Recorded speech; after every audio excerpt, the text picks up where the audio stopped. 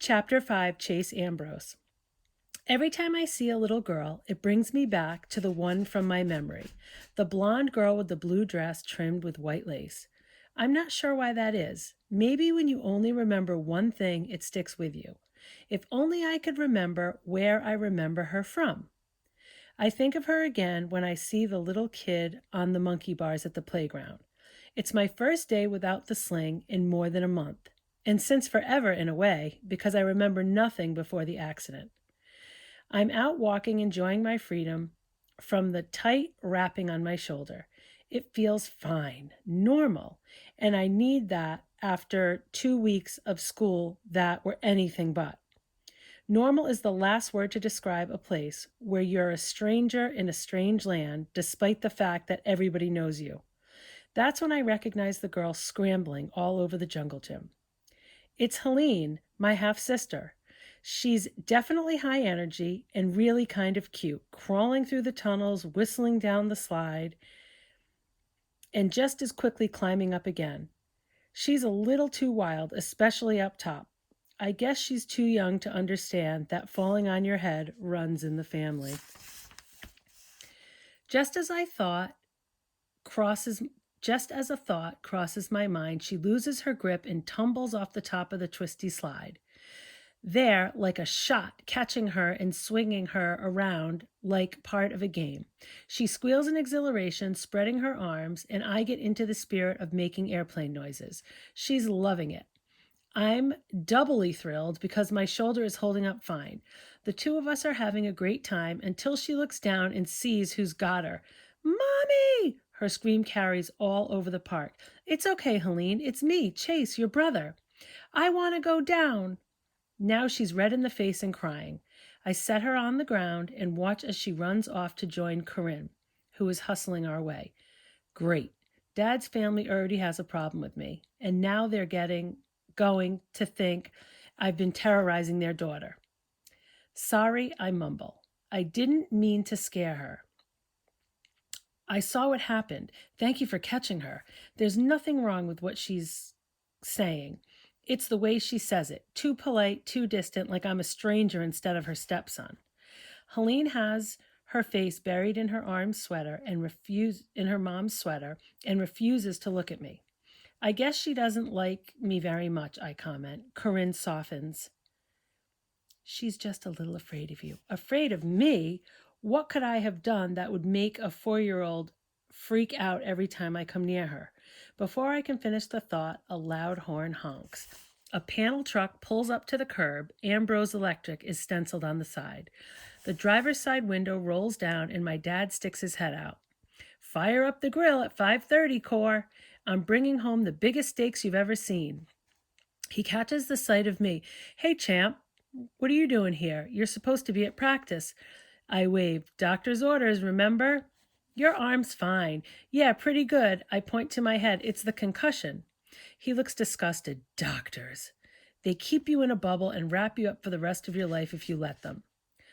Well, how about dinner then? I'll bet you could use a good steak. You're not going to get your strength back on rabbit food Mom's slinging at you. Thanks. Some other time I hesitate. I saw your state championship picture on the principal's wall. I didn't know. I mean, I knew at some point, but... He laughs with delight. There are a lot of athletes out there, but only a few of us can make it rain. There's something special about Ambrose men, champ. Don't let your mother coddle it out of you like she did to your brother. He drives off, his truck backfiring as he pulls away from the curb. Bye, Daddy, says Helene. Bye, Helene, I say to her. As soon as we make eye contact, she looks away. I'm definitely famous at Hiwassee Middle. The part I can't figure out is whether I'm famous good or famous bad. The athletic program is my home here, or at least it was before I got hurt. All my friends seem to be jocks, mostly football players. I guess they were pretty worried when they heard about my accident. I pick up on the occasional grumbling that I have to miss the season, but mostly people are just relieved I'm okay. The Hiwassee Hurricanes are kind of the kings of the school. It's a pretty good role to come out of a coma and fall straight into. Since I'm the former captain, I'm almost like the king of kings. To be honest, though, it's hard to picture how I got along with them so well. They're loud, kind of obnoxious, and even though they're really tight, they spend a lot of time shoving and punching each other. Insults come flying between them. They probably don't mean it, but it can get pretty ugly. Was I like that too? When was I? Me? Did I greet my closest friends by pointing out imaginary stains on their shirts so I could slap their faces? Did I insult their moms, their grandmothers, and their grandmothers' grandmothers? Probably. Even so, that was then, and this is now. I've lost a step, maybe because of my concussion. I can't keep up with those guys anymore. Aaron and Bear shield me from the worst of it. Dudes, they'll say, dial it down. Our boy's injured. Or they'll step in front of me to absorb a friendly punch or a forearm smash. I appreciate their help. Still, it doesn't change the fact that I am not the Chase I used to be. I almost wish they'd stop trying to protect me. I hate being weak. The other guys are treating me like I'm strong. I'm not. I get that. But maybe I can fake it until my strength comes back. In the end, Aaron and Bear stress me out more than any of the others because they ask me all these questions. What do you remember? Is your memory coming back? When does the doctor say that could happen? When will you be your old self again?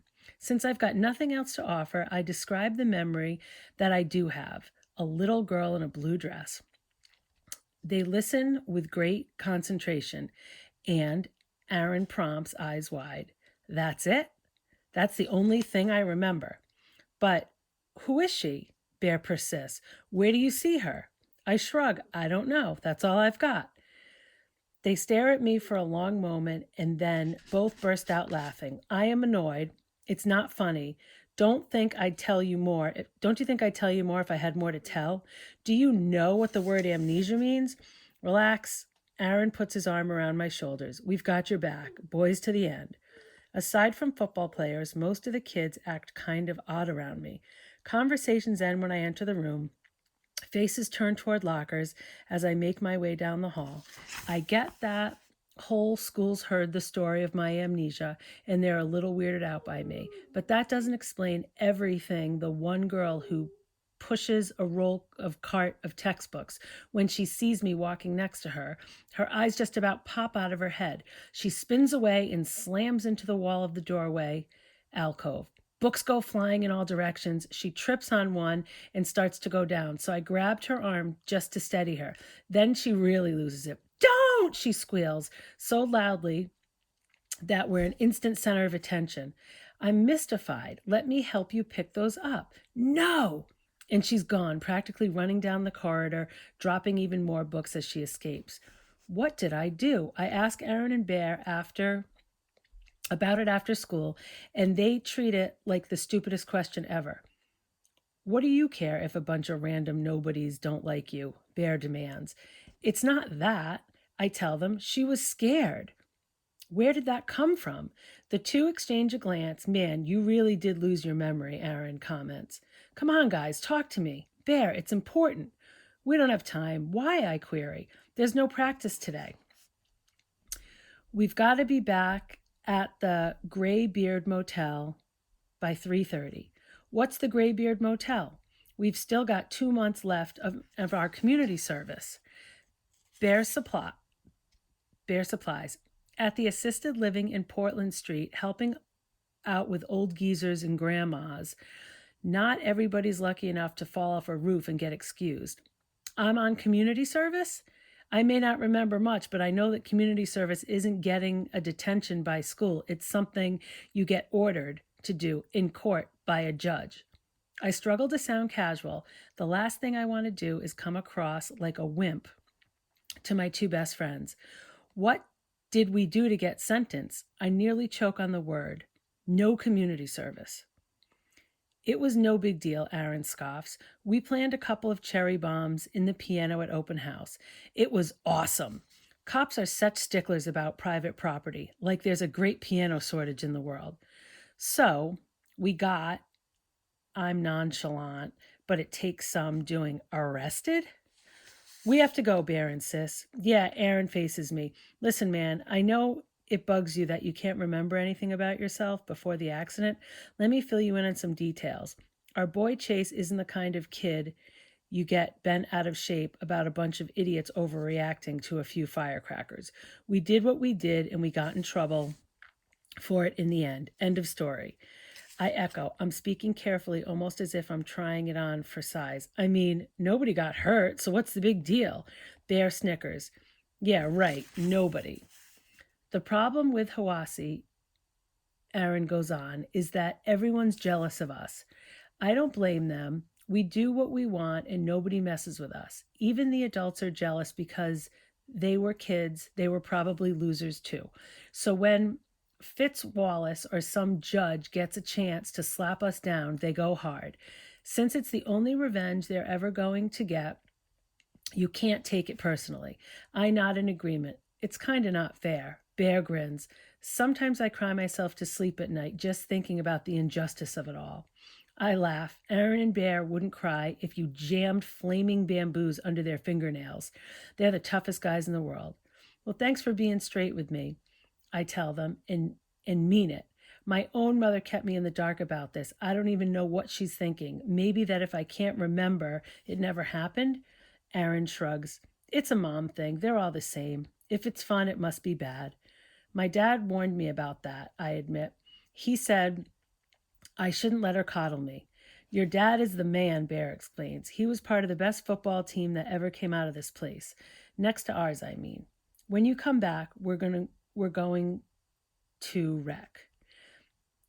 That pulls me up short. Bear knows as well as anybody that I'm out of season. It makes me wonder, should I be?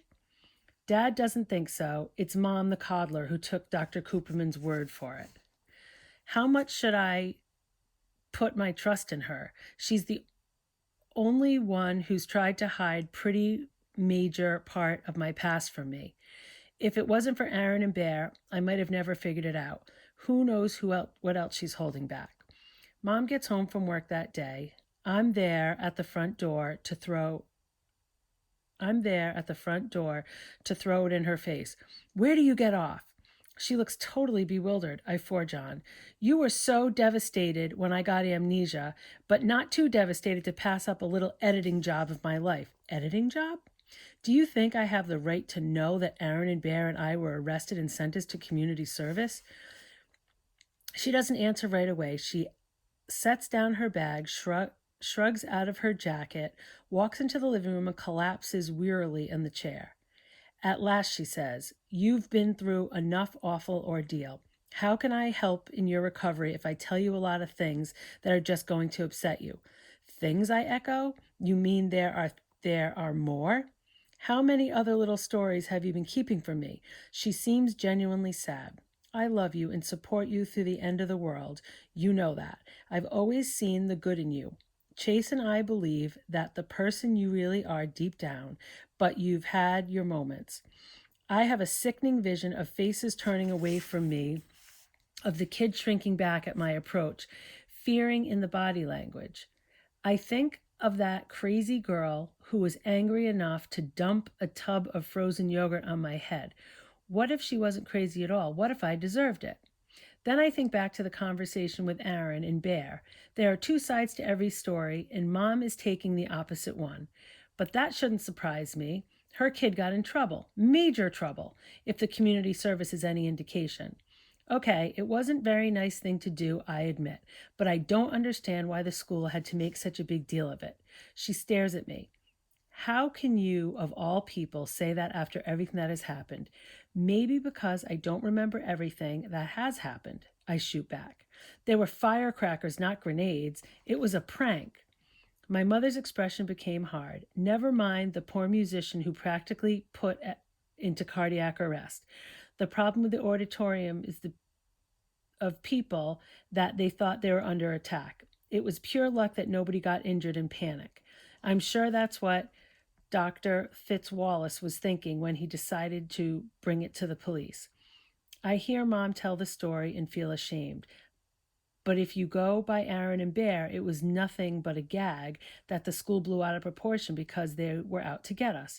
Who's telling the truth? Is Mom making it sound worse to scare me straight because Dad always said she's coddling me. When I got amnesia, I lost 13 years of myself. I have to replace those memories using what I can pick up from other people. But everyone has a slight different version of me. Mom, Dad, my friends, the kids at school, even Frozen Yogurt Girl. For all I know, the lunch ladies know me better than anyone else. Who should I believe?